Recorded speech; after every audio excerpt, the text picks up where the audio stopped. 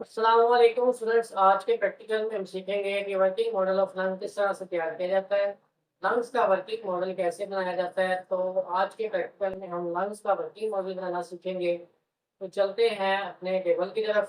तो चलिए स्टार्ट करते हैं। तो आपको ये प्रैक्टिकल करने के लिए लंग्स का वर्किंग मॉडल बनाने के लिए क्या क्या चीज़ें दरकार होंगी उस पर पहले नज़र डाल लेते हैं। सबसे पहले तो आपको एक बोतल चाहिए प्लास्टिक की, जो ट्रांसपेरेंट होनी चाहिए।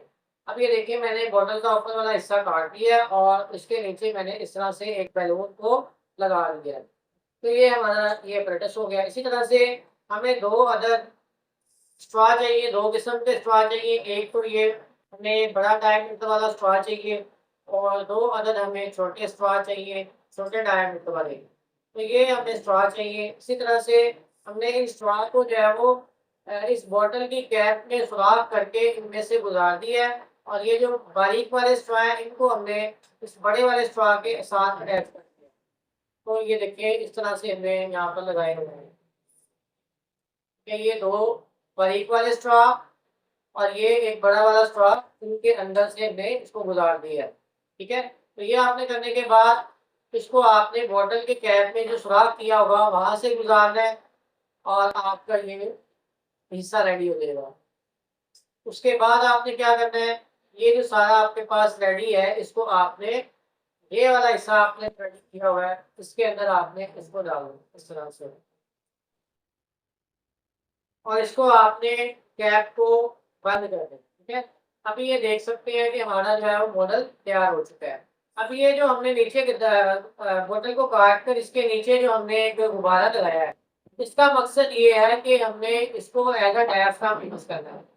आप जानते हैं कि हमारे जो लंग्स होते हैं वो हमारी थोरेसिक कैविटी के अंदर होते हैं, यानी सीने के अंदर जो खला है उसके अंदर मौजूद होते हैं। और हमारे सीने के नीचे एक मसल मौजूद होता है जिसको कहते हैं डायाफ्राम। अब उस डायाफ्राम की वजह से हमारे लंग्स के अंदर हवा आती है और लंग्स में से हवा बाहर चली जाती है। तो वो डायाफ्राम जब कॉन्ट्रैक्ट करता है, जब सिकुड़ता है तो हवा हमारे लंग्स में दाखिल हो जाती है और जब वो रिलैक्स करता है तो हमारे लंग्स से हवा बाहर चली जाती है।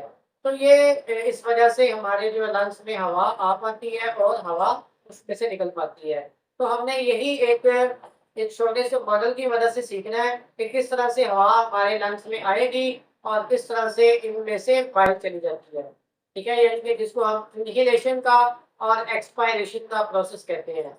तो आपने ये लिखा कि हमने लंग्स का वर्किंग मॉडल किस तरह से तैयार किया। एक प्लास्टिक बोतल ली और उस बोतल को हमने ऊपर से काट दिया, उसके नीचे एक अदद हमने बैलून चढ़ा दिया।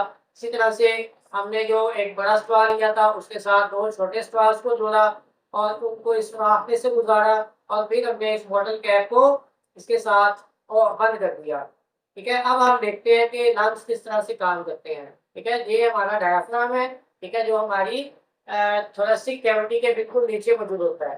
ठीक है, जैसे ही वो कॉन्ट्रैक्ट करता है तो आपके लंग्स में हवा बन जाती है। तो आप इस मॉडल की मदद से बताएंगे कि किस तरह से आपके जो लंग्स है वो काम करते हैं।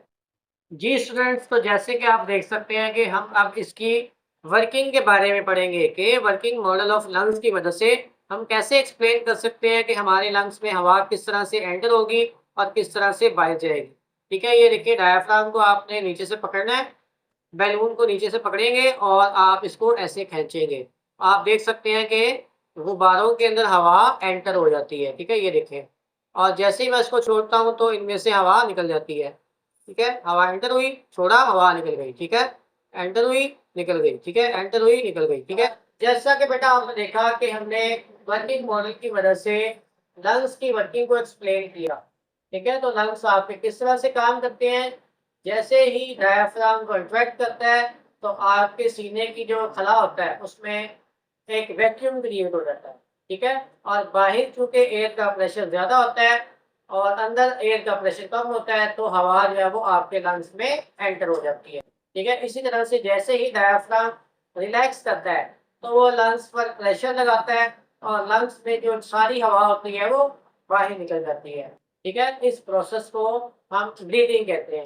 ठीक है, सांस लेने का अमल, अमले तनफुस। ठीक है, जिसमें हम सांस लेते हैं और सांस को बाहर निकालते हैं।